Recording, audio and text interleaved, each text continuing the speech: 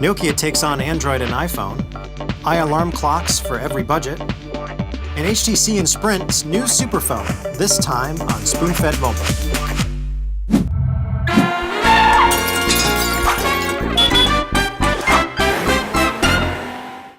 If there's one Windows phone that has a shot at taking on Android and the iPhone, it's the Nokia Lumia 900, which brings 4G LTE speeds, a premium design, together with Microsoft's slick interface. We're going to test drive the Lumia 900 and tell you what we like and what we don't about this Windows superphone.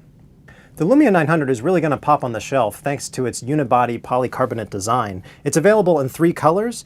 You get your choice of blue, black, and white. We're actually partial to the blue version, which really makes the Super AMOLED screen pop. And as you can see right here, it's all about the live tile interface. You get really good contrast. This is what's called a clear black display. So the blacks really come out in the background right here. And the design itself is really solid. It's not like your typical black slab that you find from the Android camp.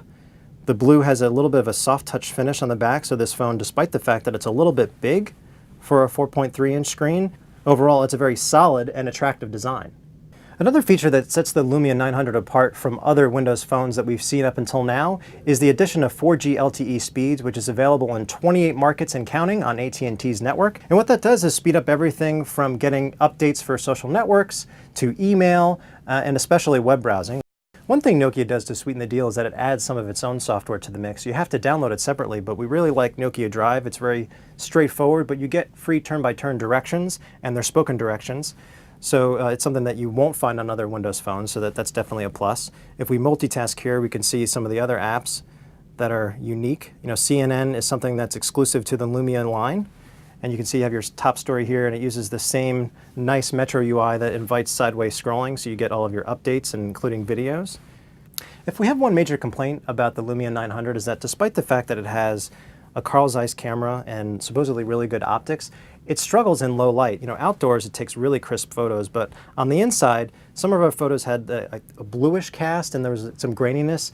And while the dual LED flash helps, we did notice that a lot of our pictures had subjects with red eye that we weren't able to get out. Overall, the Lumia 900 from Nokia is really a worthy flagship device for the Windows Phone platform. It marries Microsoft's slick interface with high-quality design and 4G LTE speeds, making it our top pick among Windows phones thus far. Is it the best smartphone on the market? No, but for $99, it's definitely one of the best bargains.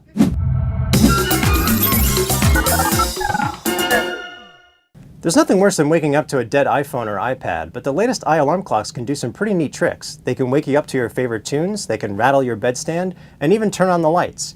Here are our top 3 picks for 3 different budgets. For budget sleepers, we bring you our budget pick, which is the iLove Vibro 2. And as you can tell by the name, it does something that you won't find on a lot of other iAlarm clocks, which is this little accessory that'll vibrate your nightstand as soon as the alarm goes off. And it also comes with a pretty neat application.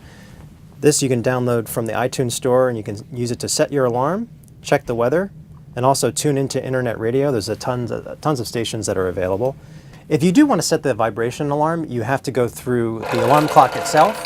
And as you can see, it can get pretty loud, so if your music doesn't wake you, this thing is going to. Our top mid-range pick is the STEM Innovation Time Command, which as you can see does a lot more than just play music. You can actually connect this device to a bedside lamp and it'll turn it on in addition to your music at the same time. So as you can see, the light came on and the alarm is starting to increase in volume as well. So there's no way that you're not going to get out of bed with the time command.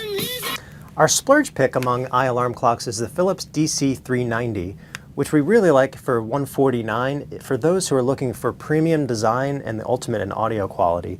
As you can see, this has a really good looking chassis because it's all metal. We love the brushed metal that's along the top. And you can dock both of your iPhone and your iPad in the same device. And it's easy to switch inputs too, so we'll start playing something on this. And there's a special source button right here that lets you toggle between your iPhone and iPad. And as you can see, the sound is nice and rich, and it can easily fill a small room. And you can control the audio playback from across the room with the included remote.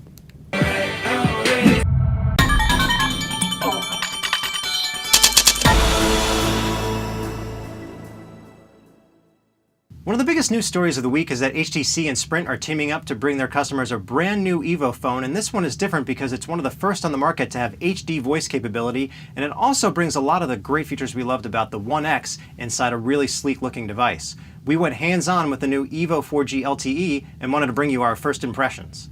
The EVO 4G LTE for Sprint is going to go for $199, and it brings a lot of the goodness of the HTC One X to Sprint's network. That includes a very fast camera, and it has a unique design though. We like the two-tone finish on the back. This is machined aluminum construction, and you can tell along the edges here that it's a very premium design. It's less than 0.4 inches thick and less than 5 ounces. So despite the fact that you have a 4.7-inch Super LCD screen that packs in a lot of pixels, this is a very lightweight design. And the Super LCD display has fantastic viewing angles and great color reproduction. On the inside, you're getting Beats audio, and the audio quality is going to extend to HD voice calls, which will be a unique feature for Sprint that'll be rolling out later this year.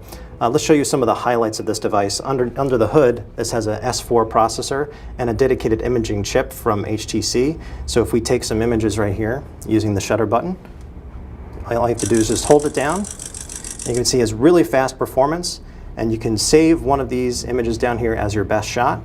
Another cool thing about the camera is that you can start recording video, and then while you're recording, take still images, and that's all a part of the ImageSense software that runs on top of Android 4.0. One thing that'll be missing potentially at launch for a lot of markets is the 4G LTE speeds.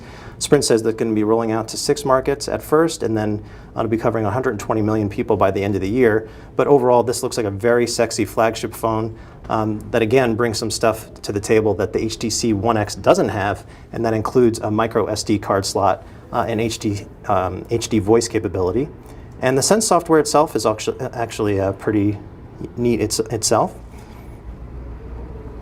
So multitasking, you can open recent apps just like this and swipe them off the screen to close them. So HTC is taking a lighter touch with its Sense software, but it adds some real value to Android 4.0. This is our first look at the HTC EVO 4G LTE. This is Mark Spoonauer with Laptop Magazine.